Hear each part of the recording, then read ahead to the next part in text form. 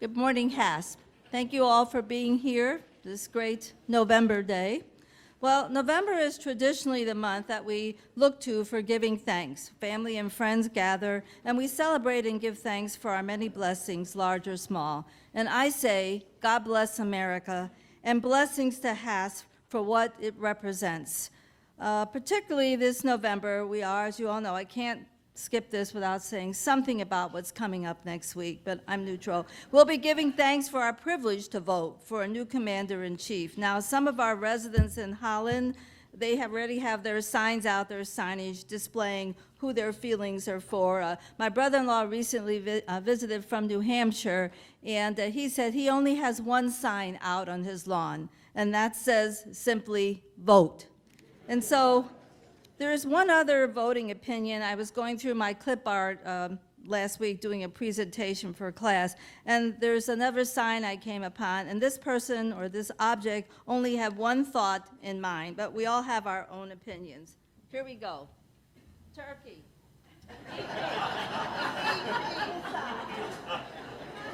So we all have our views, we all have our issues. I don't know, it made me laugh. You know, we all need to have a laugh. It's fun, you know, it's part of being healthy. So it just amused me for some reason, and I decided to make a sign. So, what? So, HASP News, our organization is buzzing. We have a lot of good classes going on. The curriculum committee is already hard at work planning for our winter-spring curriculum, and thanks to our membership for a lot of their good ideas. We cannot do this without you. It isn't just the curriculum committee, but it's all of us coming together to do a really good job for HASP. So I want to thank them for their guidance. Dr. Ryden gave a nice talk from Hope on the political scene. I think I came out a little bit better. I don't know, I was a little muffled, but I got the picture. Amy and I had a nice opportunity to go to the scholarship luncheon that Hope had to celebrate the people who contributed to the scholarships.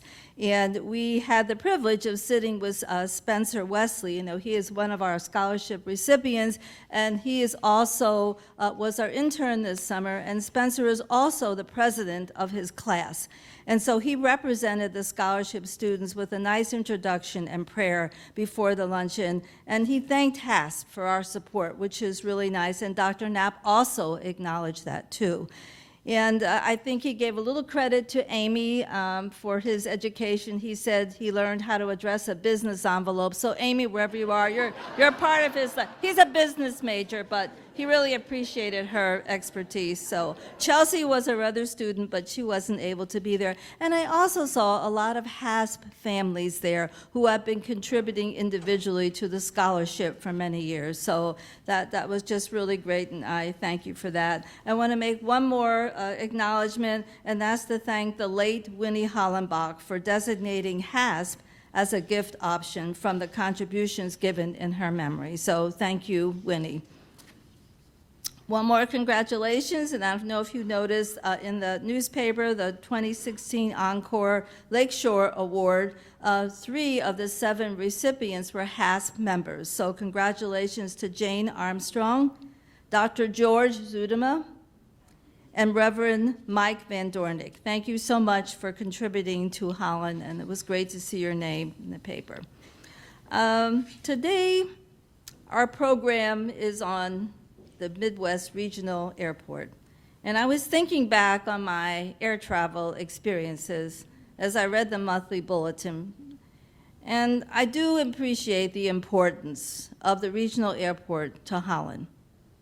Nonetheless, I have to confess, I'm not very fond of airports, and that's because they have airplanes. And I do have to confess that I'm very terrified of flying, even though I've probably flown 40, 50 times. It's still terrifying. Maybe it's a control issue. Maybe I don't like my feet leaving the ground and I just feel uncomfortable. But it's somehow or other, you know, I just get really upset. And I was kind of reminded when I worked at Loyola, we had the experience of going down to Hill Rom in Batesville. That's the place that makes beds. And they also make caskets too. But they make so so I really didn't want to fly, but they had 7 corporate jets, Lear jets, and so they were going to send one to the airport in Chicago to pick us up. I begged my husband for weeks if he would drive me down there, but he said, absolutely not, you're going to fly with your colleagues, so I didn't have much of a choice. We taxied, just to make a long story short, we taxied in the runway, and the Lear jet stopped. There were 7 of us on the plane. The sales guy was great. We had the donuts, the coffee, and the whole thing.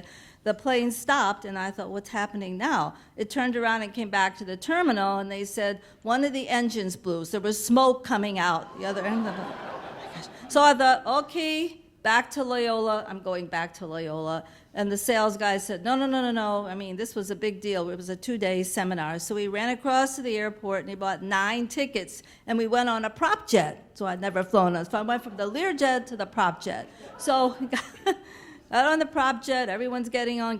I'm just really, really anxious. And then the plane was full. And then all of a sudden, this gentleman kept clabbering in, coming back from the background of the back of the plane. And he was all disheveled, and he had a couple holes in his sweater. And I thought, what is he doing? Get in the plane. And they nudged me, and they said, that's the pilot. Oh, I said, okay. Then I really got terrified. But I tell you, I just loved that flight because I could see all the landscape, and it was just really great.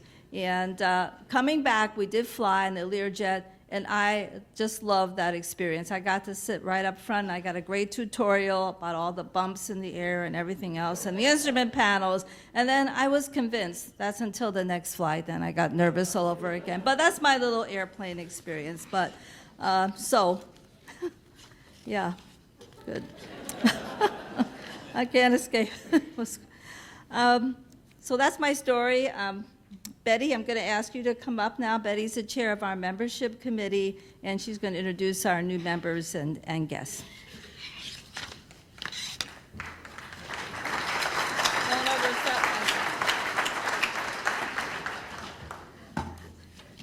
Thanks, Sherry.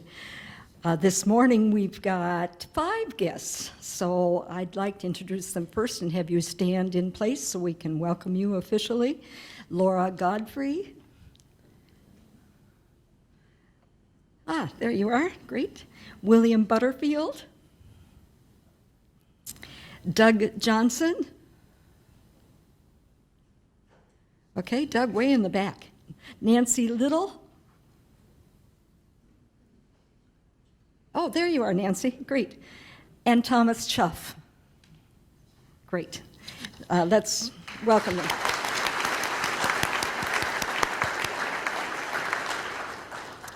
And then you know that our new member list is sort of revolving. We try to pick up people who have joined in the summer. I'm looking at 2 of them who are finally able to be here and be introduced. So we'll start, and I hope I don't mispronounce your names.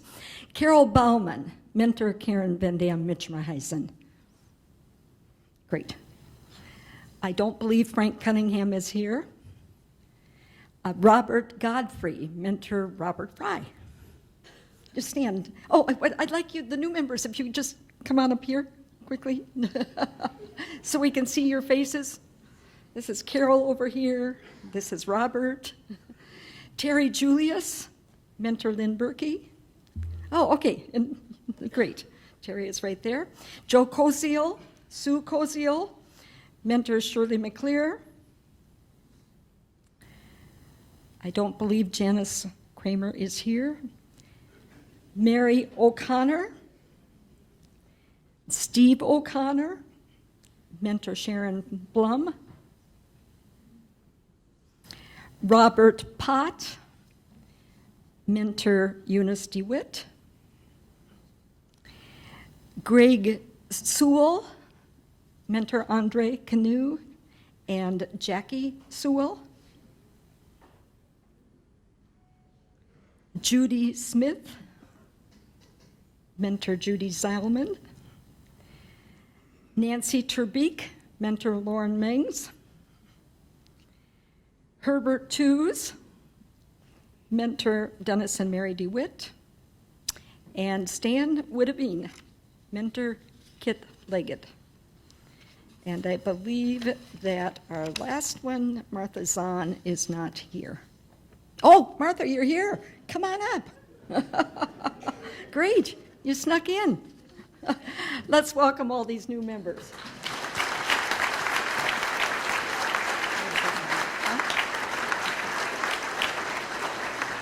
I just need to quick say that Janet Kramer is here, and she is a longtime member of HASP, but we have a new member named Jan Kramer, not at all confusing, who is being received later. So I know Janet Kramer has been getting a lot of questions about that. There she is back there, you can wave. But now we also have a Jan, so that's all. Thank you, Betty, and welcome, members and guests. Thank you.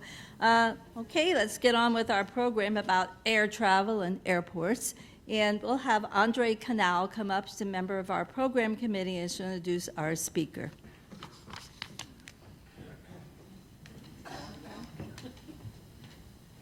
I feel like runway. That's right. Right. Good morning.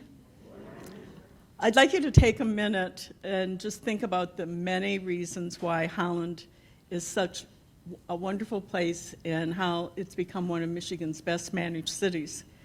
There are a number of reasons, a lot of reasons, and good bones, good infrastructure, good collaboration, negotiation, management, and people.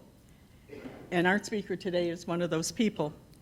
When you review important projects undertaken by the Holland City government, one repeatedly finds Greg Robinson's fingerprints on a lot of projects, whether it was downtown development, leading economic development initiatives, and of course, airport development. Greg came to Holland in 1984 as the city's first downtown manager and oversaw the Main Street program, working closely with business owners and investors in developing a vision for the downtown area. He oversaw the 1988 reconstruction of 8th Street, known as Streetscape, which included the installation of the city's snow melt system and worked with developers in the restoration of downtown buildings. He was the guy who worked with all the merchants, all the design programs, and all the property owners. A real challenge, I think. He served as the city's first planning and development manager and as assistant city manager for 23 years. During that tenure, he was the city's liaison to such entities as the Macatawa Area Transit System. He was responsible for the oversight of the airport and played a leading role in the establishment of the West Michigan Airport Authority in 2008.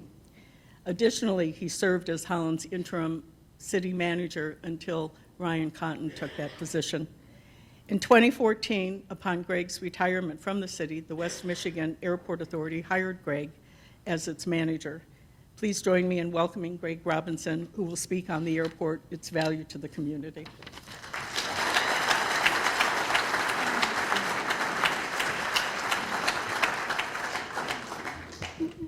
Well, good morning.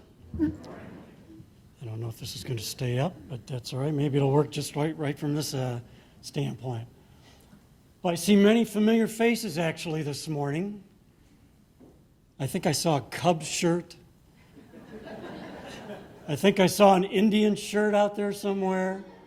And I know there's a Brewers fan here. I'm not quite sure what that's all about, but we're a very inclusive group. And I'm Greg Robinson, and it's a pleasure to be here this morning. And I've had the pleasure to actually work with a number of you and interact with a number of you on all sorts of projects during my 30-plus years in this community. Actually, when I came here in '84, I thought I'd be here for 3 years at the most. That's kind of what the arrangement was, and they weren't quite sure whether there'd be funding beyond that 3-year period. So that's kind of what I had my sights set on. And yeah, so that was, 32 years ago. You know, we're still here. And as all of you know, some of the main reasons for that, it's a wonderful community. The way people work together, the types of things that we work together on, I think have just been inspiring. And for our family, to put our kids through the school system here was just a real plus for us. So we had a lot of confidence in that, and that's worked out very well. And it's just been a great place to live and to raise our family and interact with many friends. So I want to start today by talking about why I work with the airport, and this is the only time I'm going to talk about myself, but just as an introduction to the airport and its value to the community. With the city, for a time there, I was able to oversee their economic development efforts. And during that time, and it's not that long ago, 2008, 2009, there was double-digit unemployment in residents in the city of Holland. It was incredible, the number of people that were unemployed. And when I was asked to do that for the city and work in tandem with a number of other groups, one group that Lou Hallisey certainly oversaw for many years, the Chamber of Commerce, working with them and Lakeshore Advantage and so forth, I just saw firsthand, not that I wasn't aware of this, but firsthand, one-on-one, direct contact with the value of providing employment opportunities in this community. Seems like a no-brainer, right? But it's the very foundation to our community, to the quality of life for the families, for the individuals who call this home and want to continue calling this home, for the children that we raise, for our grandchildren, for them possibly to have the opportunity to live here, for our businesses to want to stay here and grow, and to think about all of the elements that come into play in order to make this an attractive place. And, you know, we can make comment, and it's very important, comments like the downtown and the great park system and certainly the lake and all the other positive things that we enjoy about Holland, but there has to be a certain business infrastructure in place to make it work, first and foremost. So whether that's roads, whether that's support in the business community, how do we connect our companies with suppliers, and so on and so forth. And it's really not all that long, it doesn't seem to me, all that long in the overall perspective that our companies and that the economies in our community have become truly global. The vast majority of our major employers in this community deal on a global basis. Either they have clients overseas, and I'm going to show you a map where planes fly from our airport to. Either they have clients overseas, or they have plants in China, plants in Mexico, plants in Europe. They need to get employees. They need to get expertise, potential clients back and forth. A comment made to me one time by Fred Bauer of Gentex years ago was, you know, Holland's pretty important to us. It's in the forefront of how we live every single day. But to somebody in Europe, to somebody in the South or the West, he said, Holland's really podunk to them. It's hard to get them to fly to Detroit or to Chicago to interact with you and to see what you do as a company, let alone to try to get them to where? To Holland. Where?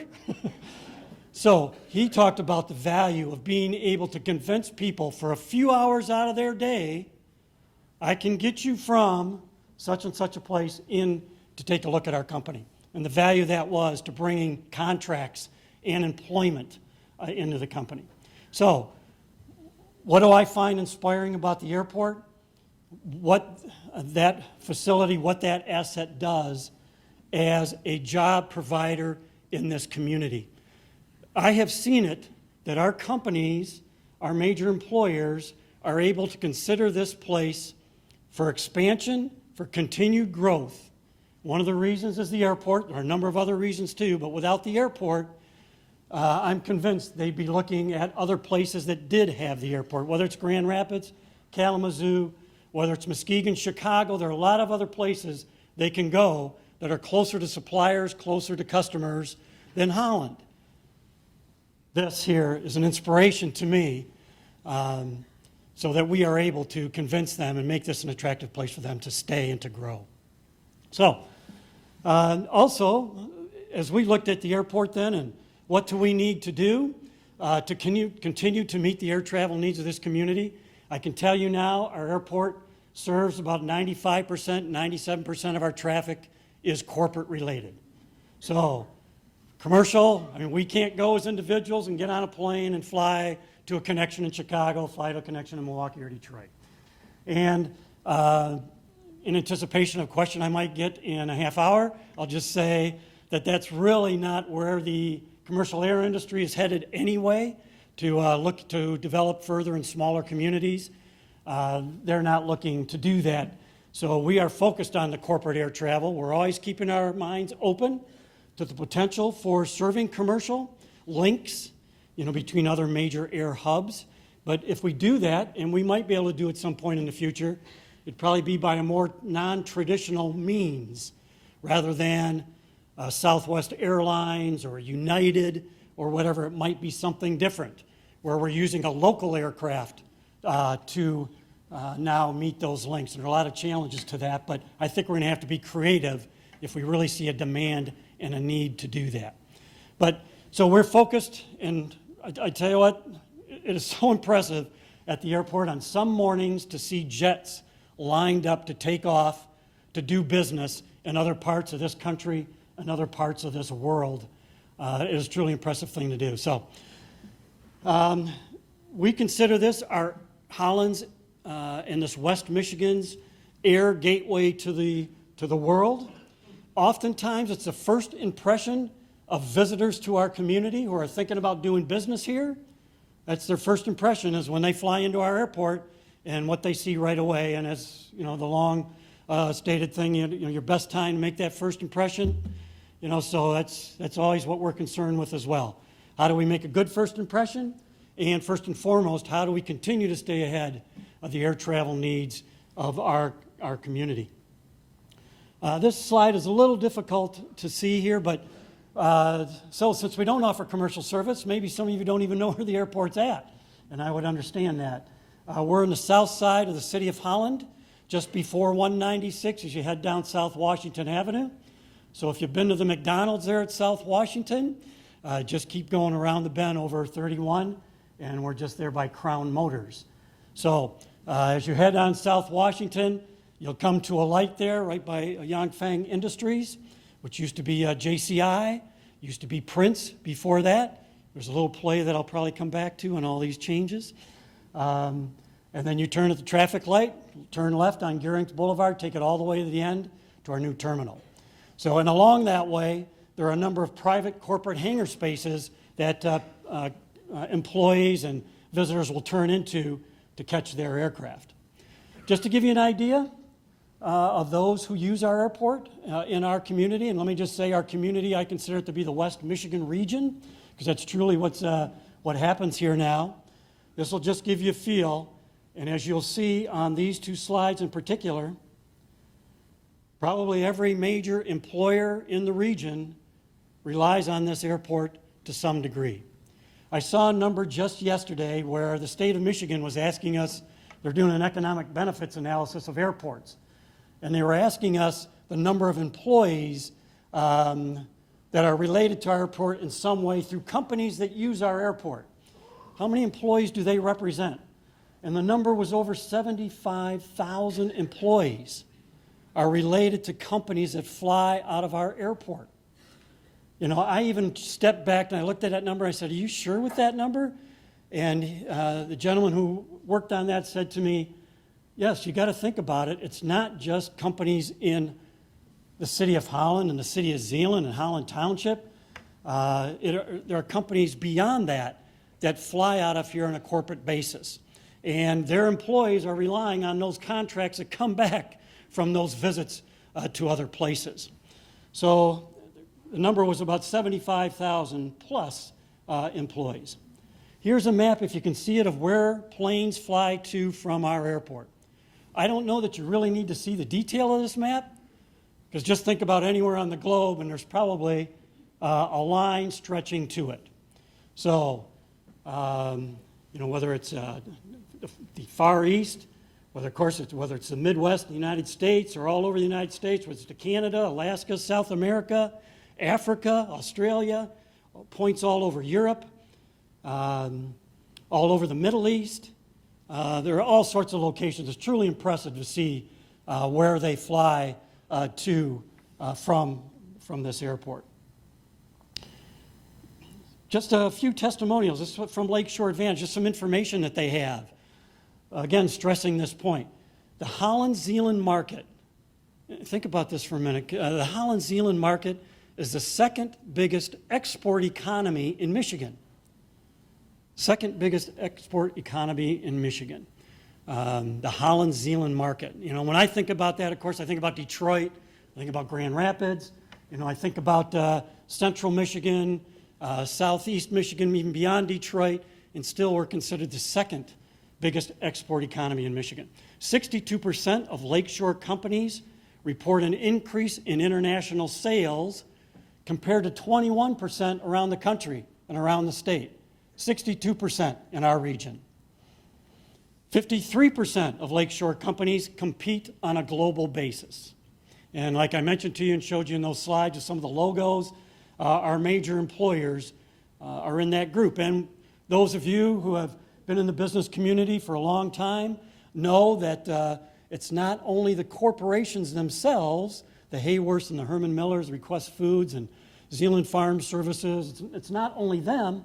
There are a lot of companies, there are a lot of employees that depend on them, that supply them, that also are in that chain of a dependence upon those worldwide interactions.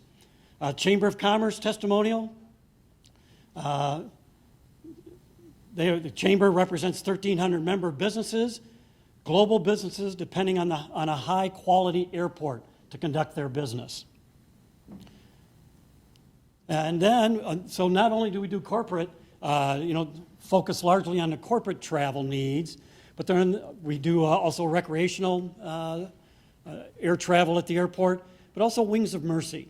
I don't know how many of you are familiar with Wings of Mercy and what they do, providing free air service for those having medical needs that can't afford to get to where they need to go otherwise.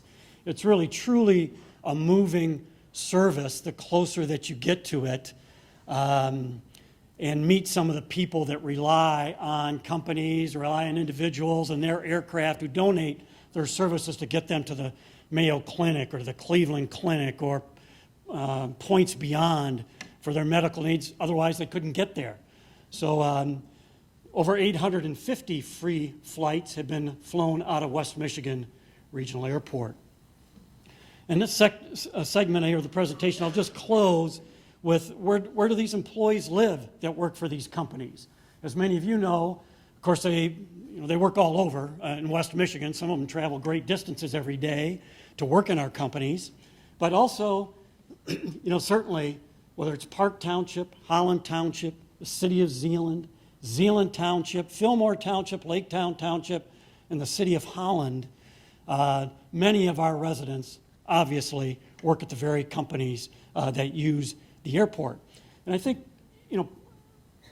I'll touch here in just a minute on our member governmental units, so maybe I'll do that right now, and how we're governed at the airport. So how do we keep that airport operating to make sure we can meet the air travel needs? One thing we want to make sure is we don't fall behind.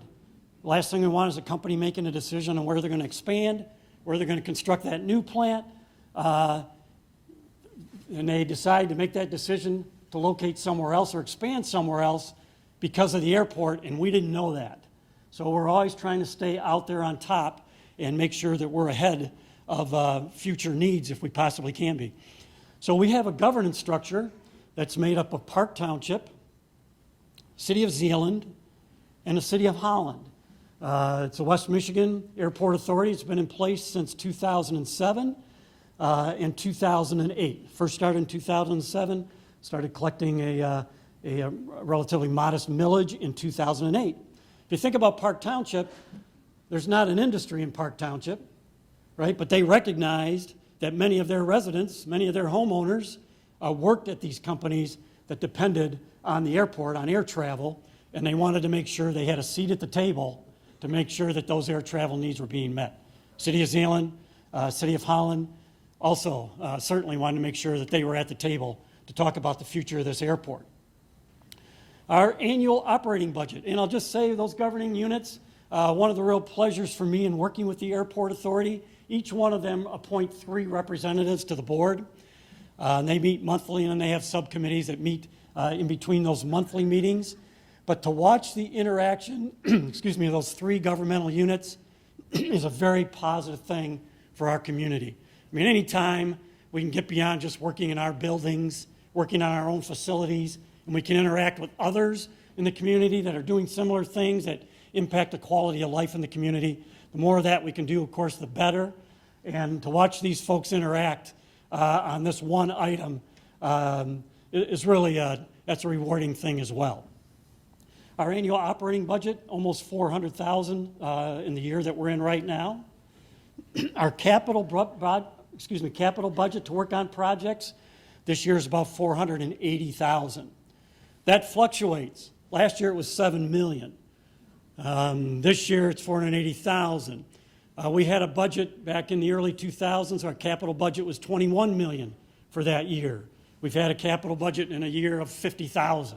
So it really fluctuates depending upon the needs at the airport. But I think an important thing to note on this slide, you'll see the local contribution to that $480,000 is 15%. So for almost all of our projects, the Federal Aviation Administration and the state of Michigan, they're huge players in funding these. So when you fly commercially, you pay a tax on your ticket. Thank you for that. That goes into an airport trust fund at the federal level. And the aircraft who fuel the planes for those travels, they pay a tax as well. That goes into that airport trust fund. And as long as that airport trust fund isn't set aside to make the budget balance look better at the federal level, those funds then are allocated to airports throughout the country. So they fund 80, 85%, 90%, depending on the project of our projects. So our relationship with the FAA is pretty important. And then the state usually kicks in about 5% as well. So the leverage is pretty good for our local dollars to do our capital projects. Just to give you a feel for the millage rate that we levy. So we do. So if you're in the city of Holland, if you're in Park Township, if you live in the city of Zeeland, you do pay a millage to support the airport. Full disclosure, here's my tax bill. I live in the city of Holland, and you'll see I pay almost $900 to city services, which actually since I worked with the city for a number of years, I know what those go to, so I'm thankful for that. To the library, I pay about $80. To the school system, whether it's public schools, state of Michigan, to education tax, the Ottawa Intermediate School District, I pay quite a bit of money there. I don't have any kids in the school system, but you know what? I did have 4 sons in the school system for a number of years, and I'm very thankful for that. And I certainly am thankful and we're certainly willing to support the public education system and in our community. Ottawa County, the Community Pool Authority, MAX, and then there's the West Michigan Airport Authority. I pay $6 out of my $2,600. So $0.1 of a mil. It's the lowest tax rate of any governing unit here in our region, and that's what goes to help support what I consider to be an economic development asset to our community. So let me talk about how we do what we do. Tulip City Air Service, we contract with them to provide the day-to-day operations. So I'm here making a presentation to you. They are there doing they're doing all the work, all the things that need to be done to keep this airport going. And I'll just give you a feel for that. They provide charter service. So actually, of all those companies that fly in and out of here, Tulip City Air Service services some of those. They fly more operations out of our airport than anybody with their charter service. So very valuable to our community, Tulip City Air Service and that charter service that they provide. And just to let you know, this helps us track how the economy's going when we talk with them. How much fuel you're selling? How much charter business are you doing? Because that gives us a feel for what's going on in our community from an economic perspective. It's not going well. We know then we get a feeling that something's on the horizon. Things are picking up. When we hear those comments, we usually hear those long before you read about them anywhere or you actually experience the numbers anywhere. So those are good first indicators for us. They maintain aircraft at the airport. They're a certified aircraft maintenance repair station. They provide fuel at the airport. Well, you may not want to see this slide. It's a long ways off. It's a long ways off. But they do the snow removal at the airport. And basically a standard they use, if it's an inch, they're out there plowing. The last thing you want, of course, is a large jet, with or without a large number of people on board sliding off a runway. So they keep that plowed regularly during that time of the year. And then also there's times where we have to de-ice aircraft. So on that slide in the lower right-hand corner, it's just a photo of that taking place. They conduct flight school, so they do flight training there. Education, we interact with the education system in the community, informing them about what goes on at the airport, and that's always that's a fun thing to do, especially with the younger groups, but also with the older groups as they're thinking about what they want to do with their lives, their careers. We had the city of Holland has a program where it's called the Youth Advisory Council. I think the city of Zeeland has one as well, where youth in our community, high school youth, they are assigned to various boards and committees.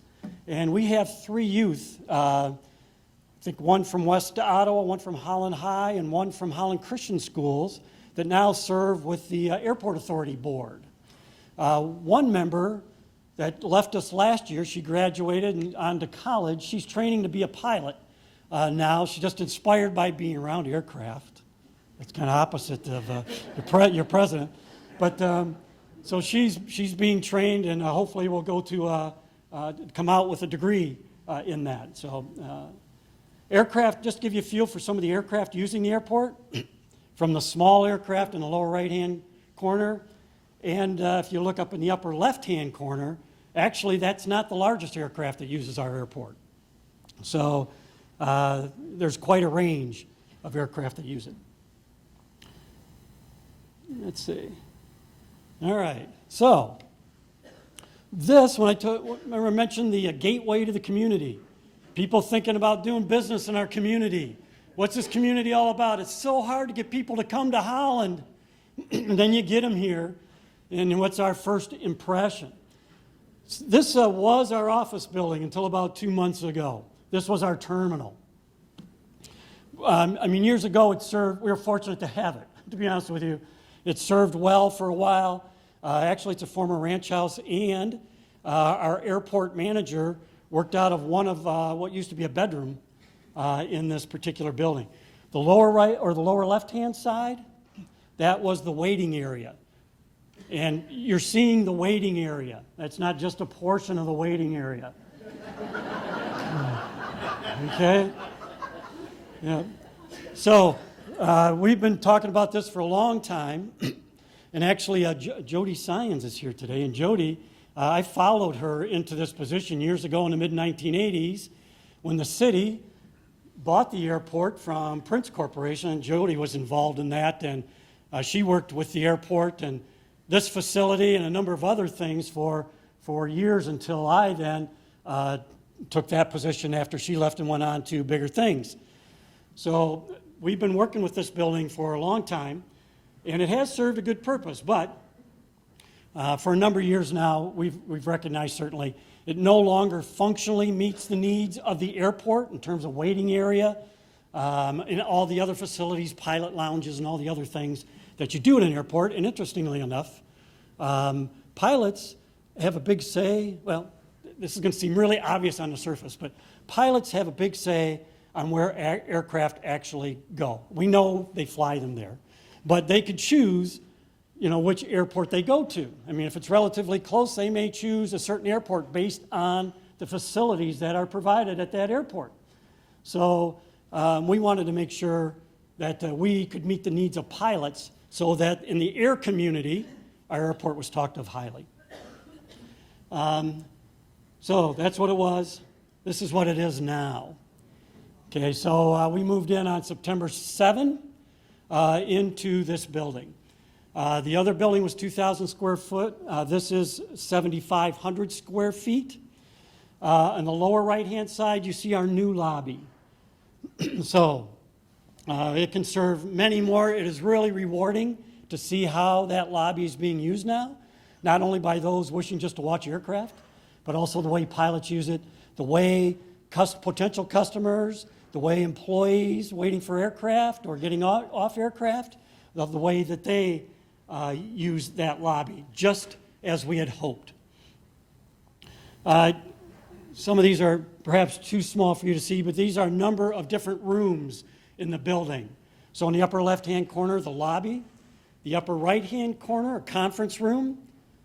It's a main conference room, and we've already had, anecdotally, two experiences given to me of people getting off the aircraft, seeing the new terminal, walking in, seeing that conference room, getting on the phone, and people meeting in the conference room. We had one flight of it, apparently, that came in late. And when they saw that conference room, they just gathered everybody at the conference room. So they could not have done that before. So we're finding another way to service our community. The middle slide on the right, that's a smaller conference room, a more private conference room. The middle two slides, new pilot's lounge. And then the lower left-hand side, reception area. Just give you an indication about the level of commitment to the project. The building itself was about $2.5 million to do that. The overall project was just under $7 million. Actually, to put in the concrete for the aircraft to park on, which I'll show you in just a minute, that's more expensive than the building. The aircraft is, it's about that, the concrete's about that thick. It's a little thicker around the edges, and it's just expensive. I can't tell you how many times I said to the engineers, how much again? How big? Remember, we said it was going to be this large. Let's look at this again. But I couldn't believe it was coming in more than the building itself. But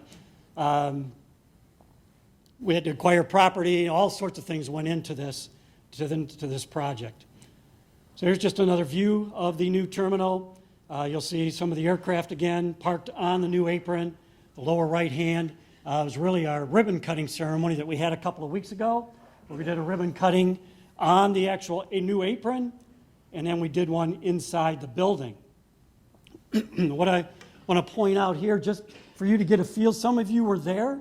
I know some of you made contributions to this project in different ways, and we're so appreciative of that. But you just get a feel for the support the community has provided to this project. All of the furnishings in those conference rooms, in the lobbies, the reception area, all provided by Hayworth and Herman Miller. They worked in tandem to do this with us. Okay, we'll do that main conference room. Okay, we'll do the lobby. Okay, we'll do this part, we'll do that part. And we have portions where their furniture's right there and right next to each other. So we see it not only as a great contribution, but another way to showcase what's going on in our community from a business perspective. We've had, I can't tell you offhand the number of individual contributors, but we've had over $560,000 in private local contributions to make this project happen. We have glass on the windows here in the terminal on the inside that's made locally, that was provided in part with a reduced price just so they could be part of this project. And those stories go on and on. So it's very rewarding, and we're very grateful for the level of support in this community. Let's see. The future. And again, this is a view outside from the lobby out to just a portion of the apron. The future with corporate air travel is much more flexible, it changes so quickly compared to commercial air travel. And if you think about commercial air travel, and you know how things change, and sometimes it seems like things change quickly with the way we travel around the country ourselves with a number of airlines that we have available to us. Who's flying nonstop? Who's flying? How many stops is it going to take me to get to wherever we're going? Corporate air travel sometimes I think can change even faster. Those who are our biggest users today may not be our biggest users a year from now or maybe even 6 months from now. Those who aren't even using the airport now or are using charter now all of a sudden call and say, we want to put up a hangar and we want to put it up within the next couple of months. Or, some things like that. It can change quickly. And then you have some that are very stable, but, for years they flew into Canada, and now they're not flying into Canada. Now they're going somewhere else, and needs change. So the main challenge for us as we think about the future is trying to determine what the future will be. And we know the global business, that's going to continue. We need to make sure that we are providing that global access from our community. And so trying to stay ahead of that is a challenge, and that's what we're working on all the time as we think about the future. How can we be prepared to meet those needs that come up next week that we hadn't thought about the week before, maybe we hadn't thought about for years. So that's what we're always doing in the planning stages, trying to think about. And it's not uncommon for all of you too, for what you do and what you have done throughout your lifetimes. You're always trying to think ahead. I already talked about commercial air service, not likely, certainly in the near future. And the challenge for us, I think, is our revenue base, making sure that we have a stable revenue base so that we can continue to meet the needs, so that we don't have companies asking us questions like they used to. And Jody can probably attest to this. And actually, Ben Smith, for a number of years, is very close to the airport as well. He certainly could, and others in the room could, where needs come up, and the question is, can you do that? Will you be able to do that? So the FAA says we'll fund 90% of your project. Holland, can you come up with the other 5%? And there have been years where we've said, we'll work on that, kind of a thing. We'll get on it. We have never, I don't think we've ever said no. We've always said, and we've always been able to do it, but it's been a real challenge. So having a stable funding base is really critical to us. So working on that, so we're looking at other opportunities at the airport for future development. How can we use the land we have for greater purposes so we have other revenue streams beyond what we have now? So we're looking at business development efforts at our airport. So working with Lakeshore Advantage, the Chamber of Commerce, local companies to build more business at our airport. So that is a new initiative for us. We're going to be much more aggressive and deliberate about that. Again, staying on top of our planning efforts. And then something that might be very boring. It used to be kind of boring to me until I attended a certain session at an airports conference once. And this is blacktop pavement. Blacktop pavement. I saw that on the agenda, blacktop pavement. There's got to be another one that's going on at the same time, that I can go to. But no, so I go to this blacktop pavement session, and I walk in, and the first thing that the engineer said was something along the lines of, many of you probably weren't thinking about coming to this particular session, but I want you to know, if you don't have adequate pavement, concrete, the planes aren't going to be coming in. They got to know when they land that you've got grade A, you're at the top of the line. They're not going to have to worry about that at all. And obviously, if I didn't come on sooner, the light bulb comes on. Without that, that's number one. You got to have that so that they feel entirely confident about landing their aircraft, taking the aircraft off from the airport. They don't have to question Holland. They know Holland is going to be there for them when they're thinking about that. So those are the major things that we're facing in the future. And with that, I think I'd like to open up the questions if I think that's part of the agenda. It is. All right, good. It is. We do have time for some questions this morning. So if you have questions, yes, right here. When you walk through commercial terminals, you see a lot of advertising of local businesses and features and attractions. Do you plan to sell such advertising, provide it in the terminal? Yeah. We haven't thought about selling advertising. I can tell you what we have thought about, and we've installed TV screens around the lobby area. What we want to do, and we may do this by other means as well, is we want to showcase what's going on in our community.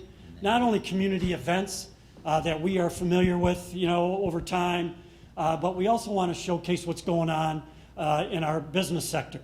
So we want to showcase the furniture, and we want to showcase whatever it might be that's going on in the farming community and the battery development and whatever it is that makes our community special. So when people fly in, they're not just seeing a terminal, they're getting a message about a community they're flying into.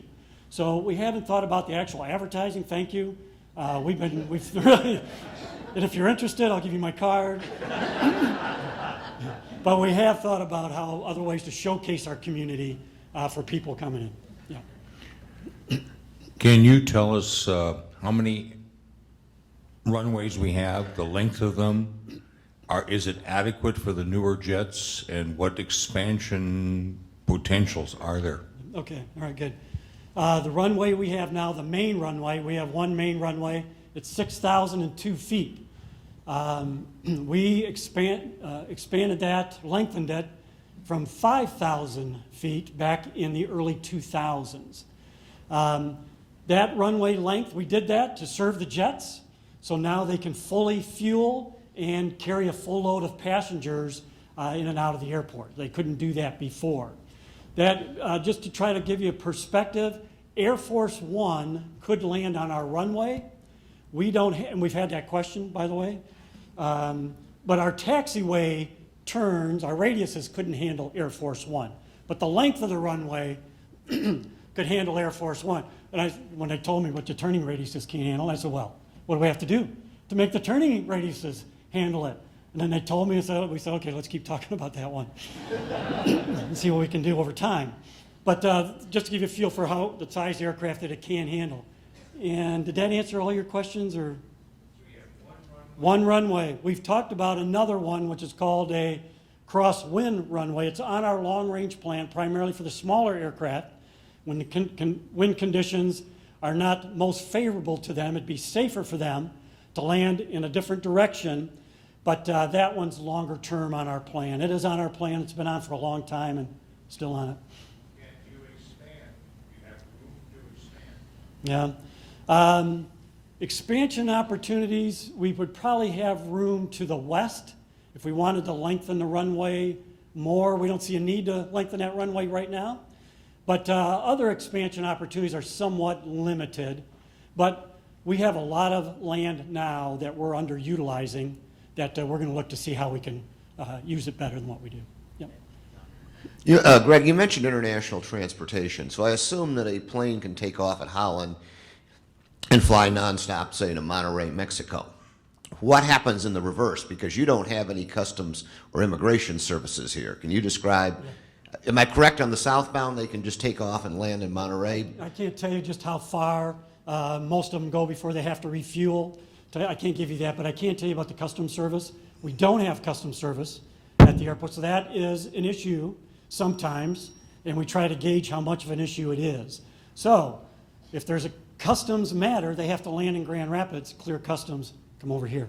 We have talked in the past, especially when one of our main users was flying to Canada often, we talked about getting customs service at our airport. And in ways we could do that and how much it would cost and all that. But then when that particular operation was not as frequent, there was not as great a need. It's going to be probably $150,000 or so for us to do that. We have space in a new terminal to do that. So if we do decide to do it, we can do it right away. So that's something we keep an eye on. Good question. Do you have storage for freight, and do you do quite a little freight out of the airport now? Yeah, that's a great question. Most of our freight comes in the evening after most of us are there. Those who do things like I do and some of the other office work, we're not there most of the time when the freight flies in. Oftentimes you can tell if you live in the city of Holland or Lake Town or Fillmore Township, you can probably tell when the freight flies in. Those aircraft are a little louder usually than than the corporate jets, the typical corporate jets. We get much more freight than what I thought. We've been tracking it for the last 2 years, and we do get much more freight than what I thought. We can't really store it at the airport other than outdoors until it's picked up and delivered. But most of the time, when freight comes in and out of our airport, it means it has to get someplace in a hurry, faster than what a semi could do or whatever. So that's usually in and out, and storage isn't an issue. I can't tell you where storage at our airport does come into play.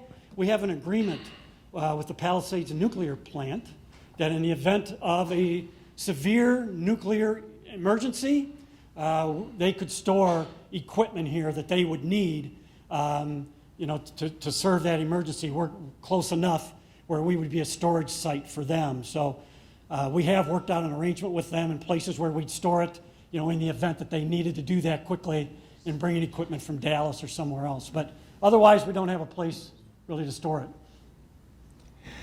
Question. We lived near Park Airport, et cetera, and it's been there many years. When I was at Hope College in administration, the planes would come in and out of it because it didn't have the airport that you have. We don't see any planes regularly in the Park Township. The lights are on at night, but there's nothing. I don't think there's more than 1 or 2 planes. Is that an ability that is needed, or should it encompass with your airport? So even though Park Township is a member of the airport authority, the airport itself is not part of the airport authority's governance. So that's governed by Park Township. The runway is much smaller than ours, and it serves the smaller aircraft. So I don't think that they're eligible for the state and federal funding at this point either. So it's really a challenge always for them to maintain the airport. We have not talked with them about any kind of consolidation or the future of their airport. I know they have talked over the years on and off about what that airport and what that land should be, but we have not had any direct conversation with that and with them on that, and we don't have it in our short-range plan anyway to engage in that conversation. But yeah. Sir, you are one of the most enthusiastic reporters that I've heard in a long time, and I want to congratulate you for being in charge of many things at our airport. Thank you very much. Thank you. A couple of questions, Greg. First of all, thanks for being here. But with the funding, is government money applied to only capital, or is it in operations? To operations as well. Actually, that local millage funds about 50% of our operations, and then the other 50%, we lease land to corporate hangars. So if you're a company that wants to locate your aircraft, or if you have more than one, Gentex has more than one aircraft, you want to be out there, they pay rent to us for the land. We have public hangars that we lease. We charge 10 cents on every gallon of fuel sold at the airport. And then aircraft who land at our airport that aren't based in this area, they also pay us a modest fee to do that. So that's how we generate our revenues. Thank you. The other question has to do with drones. Are you running into any issues with that? Fortunately, we have not yet. We've run into more issues with geese. But which is really a serious issue.